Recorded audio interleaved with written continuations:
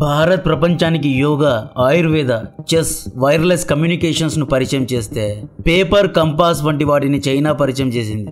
Artificial intelligence, bulb, computer ను America పరిచయం చేస్తే పాకిస్తాన్ ISKPను, జైషేను, లష్కరే తోయిబాను, TTP వంటి ఇన్వెన్షన్స్ ను ప్రపంచానికి పరిచయం చేయడం జరిగింది. ఇదెందుకు చెబుతున్నాను అంటే పాకిస్తాన్ లో జరుగుతున్న ఛాంపియన్ ట్రోఫీ ప్రస్తుతం హై అలర్ట్ లో ఉంది. ఇంకా లాగ్ చేయకుండా డైరెక్ట్ గా పాయింట్ కి వెళ్తే నిన్న పాకిస్తాన్ యొక్క ఇంటర్నల్ ఇంటెలిజెన్స్ ఏజెన్సీ అంటే గూఢచర్య సంస్థ హై అలర్ట్ను జారీ చేసింది.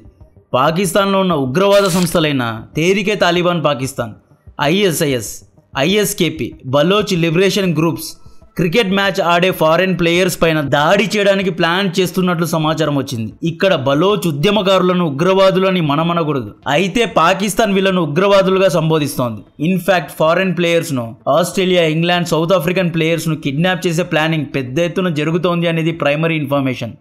ఇది కాకుండా ఇండియన్ ఇంటెలిజెన్స్ ఏజెన్సీ అదే మన రా కూడా ఇస్లామిక్ స్టేట్ ఖారాసాన్ ప్రావిన్స్ అనే ఒక ఉగ్ర సంస్థ ద్వారా ఛాంపియన్ ట్రోఫీలో ఉగ్రవాద ముప్పు ఉందని హెచ్చరిస్తోంది. ఖారాసాన్ గ్యాంగ్ సభ్యులు ఛాంపియన్స్ ట్రోఫీ చూడడానికి పాకిస్తాన్ కు వచ్చే ప్రేక్షకులను ఆస్ట్రేలియన్, అమెరికన్, యూరోప్ ఫ్యాన్స్ ను కిడ్నాప్ చేసి ర్యాన్సమ్ ను డిమాండ్ చేయడానికి ప్లానింగ్ చేస్తున్నారంట. ఇక్కడ మన ఫ్రెండ్స్ లో ఒకడు ట్రావిస్ హెడ్ ను కిడ్నాప్ చేస్తే బాగుంటుంది అంటున్నాడు. జోక్స్ అపార్ట్, సీరియస్ గా రా పాప్కార్న్ పట్టుకొని కూర్చుందండి. పాకిస్తాన్ ఇంటెలిజెన్స్ ఏజెన్సీ ISI సభ్యులు పిచ్చోల్లాగా గల్లీ గల్లీ జల్లడి పడుతూ హై అలర్ట్లో సెక్యూరిటీను పెంచుకున్నారు. ఒకవేళ ఏదైనా ఉగ్రవాద దాడి పొరపాటున ఛాంపియన్స్ ట్రోఫీలో జరిగిందా, ఇంటర్నేషనల్ లెవెల్లో పాకిస్తాన్ పరువు ఇంకొకసారి పోతుంది. షెహబాజ్ షరీఫ్ కళ్ళల్లో నెత్తుటి చుక్కలేదు. లిటరలీ టైం బాంబ్ మీద షాబాబు కూర్చున్నాడు. ఈ time bomb Champions Trophy end అయ్యేలోపు March 9th లోపు ఎప్పుడైనా పేలే అవకాశం ఉంది. ISKP సభ్యులు ఆల్రెడీ పాకిస్తానీ స్టేడియంస్ చుట్టూ రెక్కీ చేస్తున్నారు.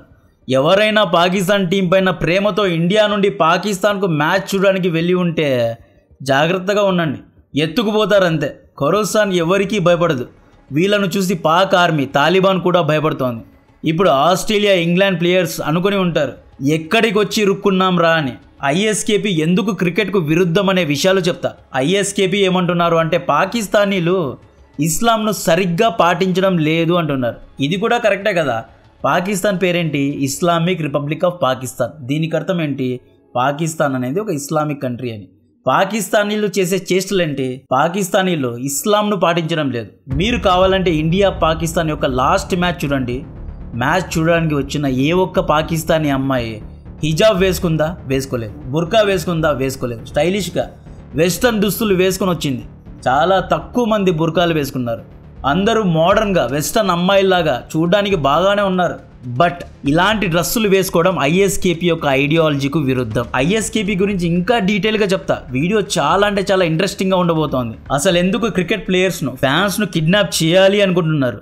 ఛాంపియన్స్ ట్రోఫీలో ఉగ్రవాదాన్ని రేపితే గ్రూప్స్కి వచ్చే లాభం ఏంటో చెప్తా. ఈ వీడియోలో పెద్ద పెద్ద పాకిస్తానీ కంపెనీస్ గురించి చెబుతున్నా కాబట్టి వీడియో రిస్ట్రిక్ట్ అయ్యే అవకాశం ఉంది కాబట్టి దయచేసి లైక్ చేయండి. ఇంకా ఛానల్ను సబ్స్క్రైబ్ చేయకపోతే దయచేసి సబ్స్క్రైబ్ చేయండి. మన విదేశాంగ మంత్రి S. జయశంకర్ గారు ఒక మాట అన్నారు, snakes in backyard won't bite only neighbours అని. దీనికి అర్థం నీ పెరట్లో నువ్వు నీ శత్రువును కాటేయడానికి పెంచి పోషించిన పాము నిన్ను కూడా కాటేస్తుంది, జాగ్రత్త అని.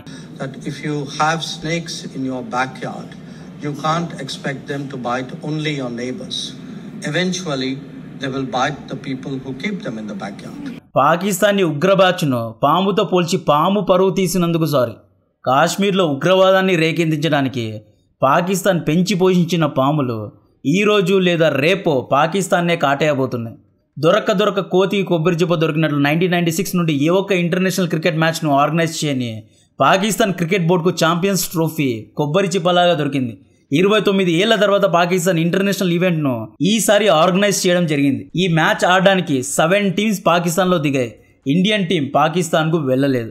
ఇండియన్ క్రికెట్ బోర్డు అయిన BCCI పాకిస్తాన్లో ఇండియన్ ప్లేయర్స్ను పంపము, అక్కడ సేఫ్టీ లేదు అని కరాఖండిగా చెప్పేసింది.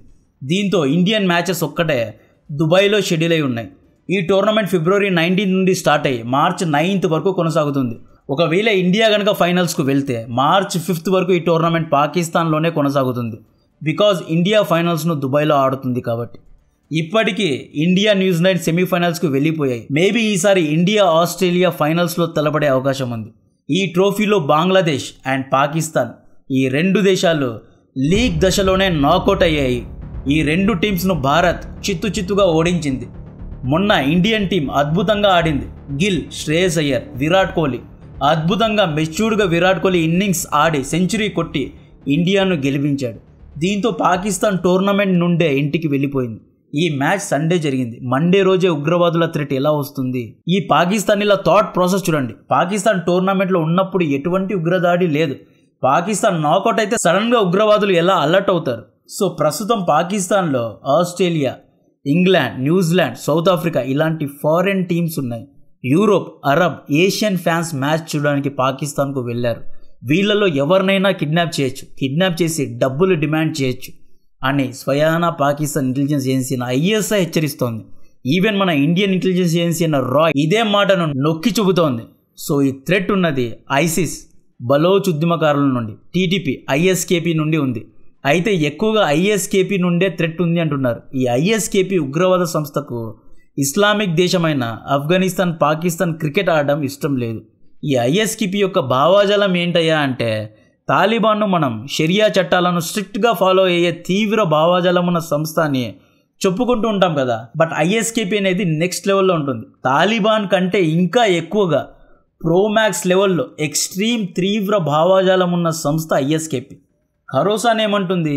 ఆఫ్ఘనిస్తాన్లో ఉన్న తాలిబాన్లు ఇంకా తీవ్రంగా షరియా చట్టాన్ని పాటించాలి అంటుంది. కట్టర్కే కట్టర్ అనమాట. ఆఫ్ఘనిస్తాన్ యొక్క తాలిబాన్ ప్రభుత్వం ఆఫ్ఘనీ ప్లేయర్స్కు క్రికెట్ ఆడడానికి అనుమతి ఇచ్చింది. అయితే ఖరోసాన్ ISKP ఏమంటోంది? క్రికెట్ ఆడడం హరాం అంటోంది. టీషర్ట్లు, ప్యాంట్లు వేసుకోవడం హరాం అంటోంది. క్రికెట్ ఆడితే జాతీయవాదం పెరుగుతుంది, ఇస్లాం కంటే ఎక్కువగా దేశం పైన ప్రేమ పెరుగుతుంది, ఇది మంచిది కాదు అని ISKP అంటోంది. ఈ ISKP 2015లో స్థాపింపబడింది. వీళ్లకు ఏం కావాలి అంటే ఈ సంస్థ ఇప్పుడున్న పాకిస్తాన్లో, ఇరాన్లో, ఆఫ్ఘనిస్తాన్లో, తజికిస్తాన్లో, ఉజ్బెకిస్తాన్లో, తుర్కమినిస్తాన్లో ఈ దేశాల్లోని కొంత భాగాన్ని కలుపుకొని ఖరోసాన్ అనే ఒక సపరేట్ దేశాన్ని స్థాపించాలి అనుకుంటున్నారు. 2015లో తాలిబాన్ నుండి కొంతమంది, ISIS నుండి కొంతమంది, TTP నుండి కొంతమంది, ఇలా వేరువేరు ఉగ్రవాద సంస్థల నుండి కొంతమంది ఒక గ్రూప్గా ఫామ్ అయ్యి ISKPను స్థాపించారు అన్నమాట. వీళ్ళేమంటున్నారు? ఈ మ్యాప్లో ఉన్న ఏరియాస్లో మేము షరియా చట్టాన్ని చాలా అంటే చాలా స్ట్రిక్ట్గా స్థాపిస్తాము అంటున్నారు.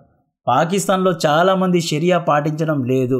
ఆఫ్ఘనిస్తాన్లో షరియాను తాలిబాన్ సరిగ్గా పాటించడం లేదు అనేది వీళ్ళ యొక్క ప్రైమరీ కన్సర్న్. సెకండరీ కన్సర్న్ పాకిస్తానీలు అసలు షరియా చట్టాన్నే పాటించడం లేదు అంటున్నారు. పాకిస్తానీ అమ్మాయిలు చాలా మోడర్న్గా ఉన్నారు అని, హిజాబ్లు వేసుకోవడం లేదు అని. ఇక అబ్బాయిలు అయితే ప్యాంట్లు, షర్ట్లు వేసుకుంటున్నారు, మందు తాగుతున్నారు, సిగరెట్లు కొడుతున్నారు, తెల్ల పౌడర్ ఇవన్నీ సేవిస్తున్నారు. ఇవన్నీ ఇస్లాంకు విరుద్ధం అంటున్నారు ISKP. Islamic republic of Pakistan అనే పేరు పెట్టుకొని పాకిస్తానీలో ఇస్లాం పేరును చెడగొడుతున్నారు, చెడపుట్టారు అంటున్నారు ISKP.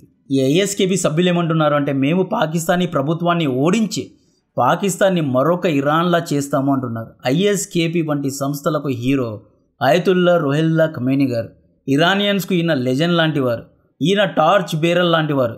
1970sలో ఇరాన్లో షా రాజా నాయకత్వం ఉండేది. షా రాజా కాలంలో ఇరానీ ప్రజలు చాలా అంటే చాలా మోడర్న్గా ఉండేవారు. అమ్మాయిలైతే స్కర్ట్స్, మిడ్డీస్ వేసుకునేవారు. అబ్బాయిలైతే పబ్స్కు వెళ్ళడం, అబ్బాయిలు ఒకే పెళ్లి చేసుకోవడం, అండ్ అక్కడ త్రిబుల్ తలాక్, విడాకులు అనే కాన్సెప్టే లేదు. అమ్మాయిలు జాబ్స్ చేసేవారు, ఫెమినిజం ఉండేది, చాలా మోడర్న్గా వెస్టర్నైజ్గా ఇరాన్ ఉండేది. అప్పుడు ఖమేనీ వచ్చి ఇస్లామిక్ తిరుగుబాటు చేసి షా రాజును గద్దె నుండి దింపి ఇరాన్లో ఇస్లాంను పాటించడం లేదు, షరియా చట్టాన్ని పాటించడం లేదు అని చెప్పి ఇరాన్లో షరియా చట్టాన్ని స్థాపించాడు ఖమేనీ. ఇప్పుడు ఖరోసాన్ కూడా అదే ఖమేనీను ఫాలో అవుతున్నారు. క్రికెట్ అనేది ఒక వెస్టర్న్ కల్చర్ అని, పాకిస్తానీ అమ్మాయిలు క్రికెట్ ఆడడం ఏంటి అని, మోడర్న్ దుస్తులు వేసుకోవడం ఏంటి అని, అబ్బాయిలు స్టైల్గా గడ్డం పెట్టకూడదు, ఒక షేప్లో లాంగ్గా గడ్డాన్ని పెట్టాలి అంటున్నారు. వెస్టర్న్ దుస్తులు వేసుకోవద్దు అని ISKP అంటోంది. సో దీంట్లో భాగంగానే స్ట్రిక్ట్గా షరియా చట్టాన్ని స్థాపించాలి అనే ఉద్దేశంతో క్రికెట్ ప్లేయర్స్ను కిడ్నాప్ చేసి క్రికెట్ను బ్యాన్ చేస్తోంది ISKP. నెక్స్ట్ TTP అంటే తేరికే తాలిబాన్ పాకిస్తాన్. TTP ఐడియాలజీ కూడా సేమ్. TTP పాకిస్తాన్లో షరియా చట్టాన్ని స్థాపించాలి అనుకుంటోంది. గదాఫీ స్టేడియం లాహోర్లో ఇయర్ 2009 పాకిస్తాన్లో క్రికెట్ మ్యాచ్ ఆడడానికి వచ్చిన శ్రీలంకన్ టీం పైన TTP అటాక్ చేసింది. TTP అటాక్ చేయడానికి కారణం ఆ టైంలో పాక్ ఆర్మీ TTP సభ్యులపైన దాడి చేస్తోంది. ఆ టైంలో TTP మరియు పాకిస్తాన్ ఆర్మీ మధ్య యుద్ధం జరుగుతోంది. ఎందుకంటే TTPకు సపరేట్ దేశం కావాలి.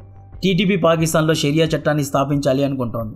టీటీపీ శ్రీలంకన్ ప్లేయర్స్ పైన దాడి చేసి ఇంటర్నేషనల్ లెవెల్లో పాకిస్తాన్ సేఫ్ కాదు అనే ఇమేజ్ను తీసుకొచ్చి ఇంటర్నేషనల్ క్రికెట్ బోర్డు పాకిస్తాన్లో ఏ ఒక్క ఇంటర్నేషనల్ ఈవెంట్స్ను నిర్వహించడాన్ని బ్యాన్ చేసేలా చేసింది టీటీపీ. దీంతో పాకిస్తాన్ క్రికెట్ బోర్డుకు వేల కోట్ల నష్టం వచ్చింది. ఈసారి ఛాంపియన్స్ ట్రోఫీలో ఇండియా పాకిస్తాన్కు రానందున దాదాపు పాకిస్తాన్ బోర్డుకు 1000 కోట్ల నష్టం వాటిల్లింది. సో టీటీపీ కూడా ఎవరైనా దొరికితే కిడ్నాప్ చేద్దాం, పాకిస్తాన్ పరువు తీద్దాం అనే దాంట్లోనే ఉంది. బలోచ్ ఉద్యమకారులు ఇలాంటి పనులు చేయరు. అయితే ఇటువంటి పెద్ద పెద్ద ఈవెంట్స్లో పెద్ద ప్లేయర్స్ను కిడ్నాప్ చేస్తే ఇంటర్నేషనల్ లెవెల్లో బలోచ్ ఉద్యమం హైలైట్ అయ్యే అవకాశం ఉంది. కాబట్టి బలోచ్లో కిడ్నాప్ చేసే అవకాశం ఉంది. ఒకవేళ బలోచ్ ఉద్యమకారులు ఎవరైనా క్రికెట్ ప్లేయర్ను అరెస్ట్ చేస్తే ప్రపంచానికి తెలుస్తుంది. ఏమని తెలుస్తుంది? బలోచ్ అనే ఒక మూవ్మెంట్ పాకిస్తాన్లో జరుగుతోంది అనే విషయం తెలుస్తుంది. 1948 నుండి స్వాతంత్రం కోసం బలోచ్ ప్రజలు ఎదురు చూస్తున్నారనే విషయం తెలుస్తుంది. ఆల్రెడీ బలోచ్ ప్రజలు 4 ఉద్యమాలు చేశారు అనే విషయం ప్రపంచానికి తెలుస్తుంది. పాకిస్తాన్ బలోచ్ ప్రజలను ఎలా అణిచివేస్తోంది అనే విషయం అందరికీ తెలుస్తుంది. పాకిస్తాన్ యొక్క బడ్జెట్లో కేవలం 9% మాత్రమే బలోచ్ ప్రజలకు ఇస్తున్నారు అనే విషయం అందరికీ తెలుస్తుంది. బలోచిస్తాన్ రాజ్యంలో ఉన్న గ్వాదర్ ఓడరేవును ఎలా పాకిస్తాన్ చైనాకు అమ్మేసింది అన్న విషయం అందరికీ తెలుస్తుంది. ఇలాంటి పచ్చి నిజాలు ప్రపంచానికి తెలియాలి అంటే బలోచ్ ఫైటర్స్ ఇక్కడ ఏదో ఒక సౌండ్ చేయాలి, ఏదో ఒక దాడి చేయాలి, క్రికెట్ ప్లేయర్స్ను కిడ్నాప్ చేయాలి. ఇలా చేస్తే ప్రపంచానికి బలోచ్ ఉద్యమం గురించి తెలుస్తుంది. కాబట్టే బలోచ్ ఫైటర్స్ ఏదైనా అటాక్ చేసే అవకాశం ఉంది. సో ఈ థ్రెట్స్ కు పాకిస్తాన్ ఆర్మీ భయపడింది. పాకిస్తాన్ సెక్యూరిటీ ఫోర్సెస్ అయిన రేంజర్స్ను రంగంలో దింపారు. సెక్యూరిటీ చెక్స్ను తీవ్రంగా చేస్తున్నారు. వీధి తిరుగుతూ పిచ్చోల్లాగా సెక్యూరిటీని టైట్ చేస్తున్నారు పాకిస్తానీ పోలీసులు. అండ్ లోకల్ పోలీస్ ప్రాంక్ యూనిట్ను యాక్షన్లో దింపారు. ఇక్కడ చూడండి, ఈ ఫొటోస్ చూడండి ఎలా చెకింగ్స్ జరుగుతున్నాయో. క్రికెట్ ప్లేయర్స్ అందరికీ 3 లేయర్ సెక్యూరిటీ కవర్ను ఇచ్చారు. సో లాహోర్, కరాచీ స్టేడియంస్, రావల్పిండి స్టేడియంస్లో హై లెవెల్లో సెక్యూరిటీని పెంచారు, సపోర్ట్ స్టాఫ్ను పెంచారు. సో ఒకవేళ ఏదైనా అటాక్ జరిగితే అప్డేట్ ఇస్తా. మన రా పాప్కార్న్ పట్టుకొని కూర్చుంది.